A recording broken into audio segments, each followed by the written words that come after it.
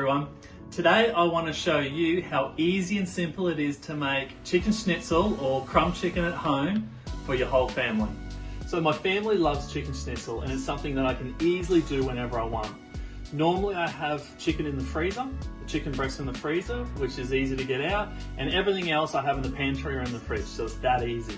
The other thing is I like doing this at home because it's made fresh, but also I know exactly what's in it. So you can buy schnitzels or crumb chickens from the supermarket or your butcher, but ultimately it gives me the choice to what I have. So today I've got two nice chicken breasts. They're about 250 to 300 grams each. And what I've got today is like a free-range, hormone-free chicken breast, which is what we like to eat. So let's get started. So what we're going to do is we're going to take our chicken breast.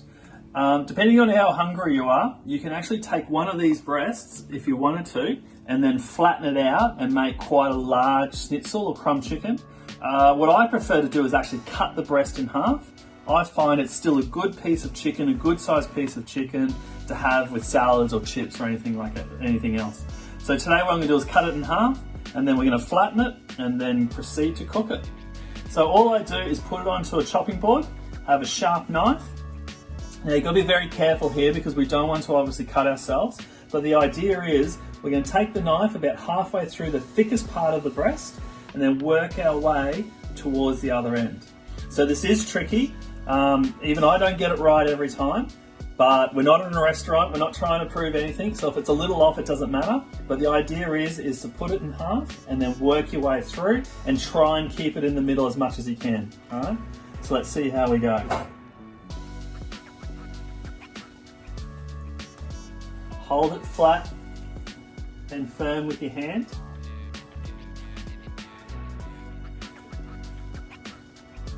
And then try not to cut yourself in the process.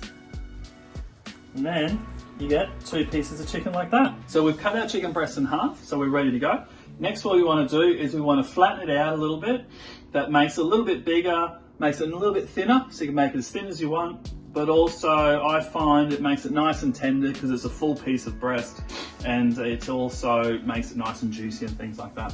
So the easiest way to do it is to simply use a rolling pin and baking paper. So the baking paper just protects it a little bit so it doesn't stick to the counter and things like that, and it makes it a lot easier. So to do this, I might get my assistant to come and help me just to show you how easy it is. Alright, so our paper, we'll just get one of these breasts, just put it in the middle, close it up like that, and then we bash. So to do this, you want to be firm because you do want to flatten it, but also you want to be gentle at the same time because you don't want to pulverize it. So it's just a matter of just spreading it out as we're going here, moving it around and really trying to, so you just want to hit in one spot and you just want so it slowly spreads out a little bit.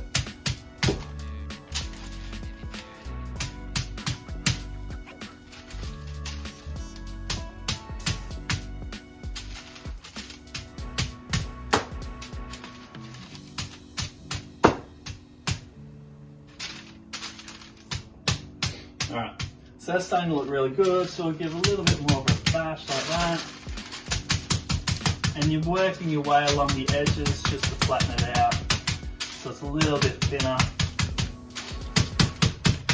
And like I said, you don't want to go too crazy, but you still need to be quite firm with it, just so it does spread out. Alright, a little bit of an edge there. There we go. So that's what it looks like. So as you can see, it's a lot bigger, it's thinner, and that is ready to go. Now it's time to get to crumb our chicken ready to cook. So all we do is we've got some flour, which I've seasoned with a little bit of salt and pepper, some egg, and also your crumb. So with your crumb, you can use breadcrumb, you can buy the breadcrumb from the supermarket. What I like to actually use is panko crumb, which is a Japanese breadcrumb.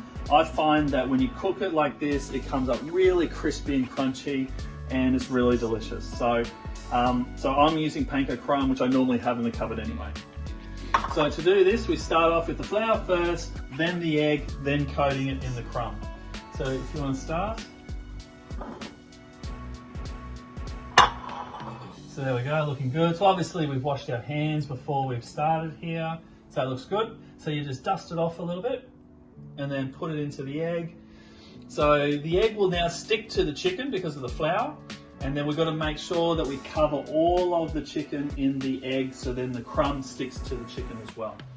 So that's right, you just dip it in there and we've got to make sure that we've got everything. Yep. And then you can take that out and put it in the crumb. There we go, lovely. So now we just need to toss it over. That's it, pick up the crumb, pour it on top. We'll turn it over again. Make sure we've got plenty on this side. Alright, so that's perfect. Now we'll just put that on the plate and we'll get on and do the rest of them.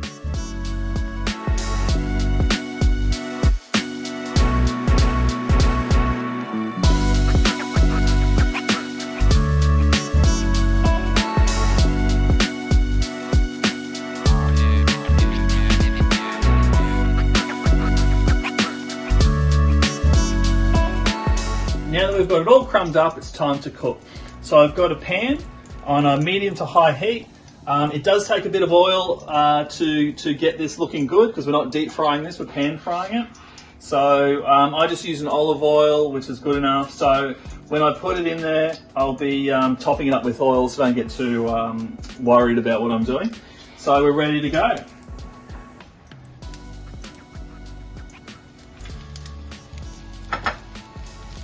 Couple in there like that,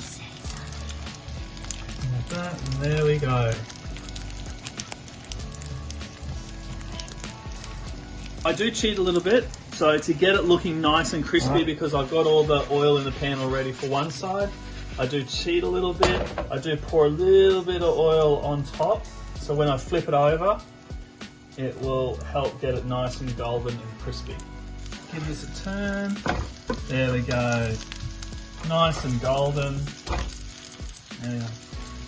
So basically what you're trying to do now is you want it nice and golden, but obviously you still want to cook the chicken. So it is a chicken breast, you still need to cook it as long as it takes. I do turn it a couple of times because I don't want to burn my crumb.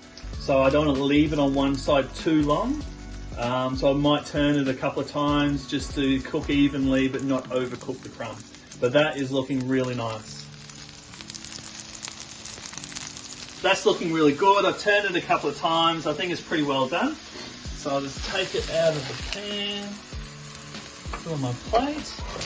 There we go. Schnitzel or crumb chicken cooked at home by yourself. Today I've served it with a homemade coleslaw, and there you go. Personally, I like to have this with a jalapeno hot sauce, but enjoy.